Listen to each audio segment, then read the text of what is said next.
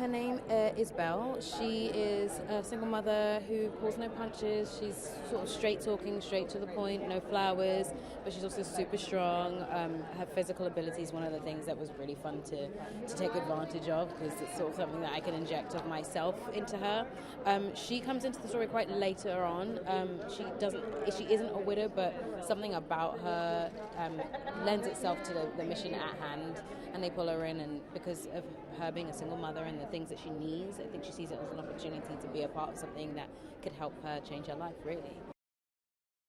Steve is one of the most amazing people I've had the privilege of working with, and he is definitely a captain that you want at the helm of something like this. He allows each person to sort of bring their everything to it, and makes it, acceptable is a terrible word to use, but he makes us less fearful of being fully woman.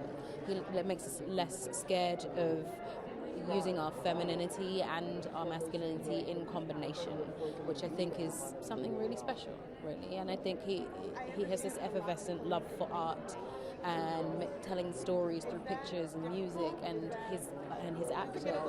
That means that you feel like you're really taken care of when he's there.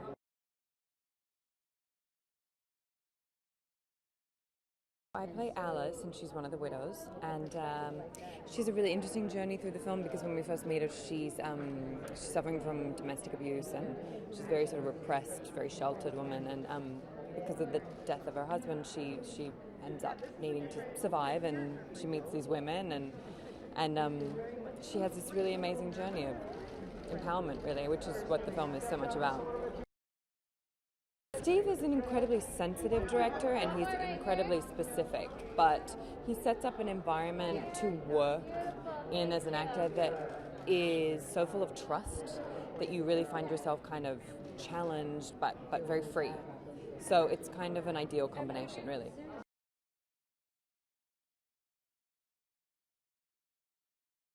I think it's just looking at, first of all, it's the excitement of 4 women on film, talking to each other and not talking about men, talking to each other and forming a team and what that actually looks like, and, the messiness of it. These actual real life breathing women, they're not superheroes. They represent real human beings, and I feel like that's still sadly so rare to see on film. I think it's really exciting.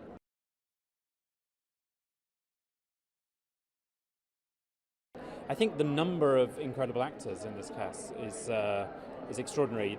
You've got Viola Davis, you've got Elizabeth Debicki, you've got Cynthia Erivo, and you've got Michelle Rodriguez, towering above these incredible male actors who all supported and wanted to be in the film, and they could have all been leads in their own films, but they chose to support these incredible female characters.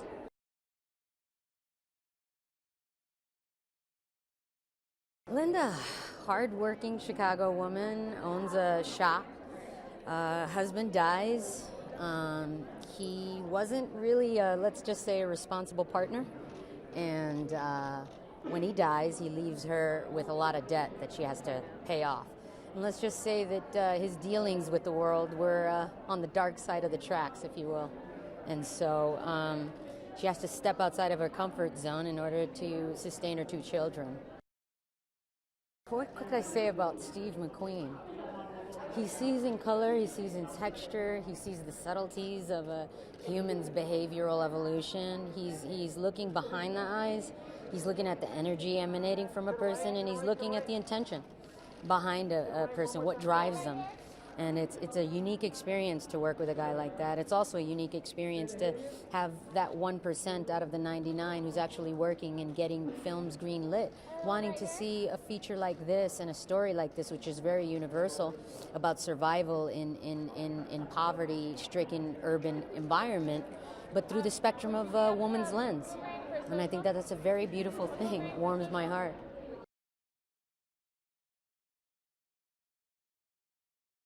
I wanted these women to be portrayed as women. I mean, real women, whoever they were, whatever size, shape, color, creed they were, and that they could actually, be relatable to the vast majority of people who are out there watching the movie. It's about America, really, isn't it? I mean, it's about these four women from different social and economical backgrounds who come together to make a team in order to succeed. And for me, that's America. I mean, there's people from all around the world that come together to make a country. That's the fact, that's the foundation. And no matter how people try to sort of break that, or try to sort of pull that apart, you're pulling at the foundation of a country. And that's what I wanted to portray.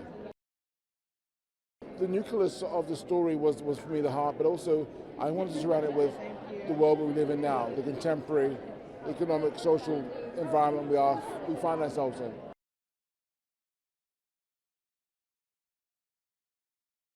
I play Veronica Rollins, whose husband dies in a heist, and I am left to pick up the pieces of our life, having absolutely no money and a death threat placed on my life because of money that my husband Harry owed. And so I become the leader of this heist. I plan this heist. Steve is awesome. He's a great combination of the feminine and masculine. He's probably the greatest male director a woman could ever ask for. Just someone who embraces all that you are, asks you to bring all that you are. He encourages it. He honors it. It is a very female-centric film in a real sense of the way. It really honors the feminine, all those just beautiful traits that we have that we give to the world, the vulnerable, the maternal, the friendships,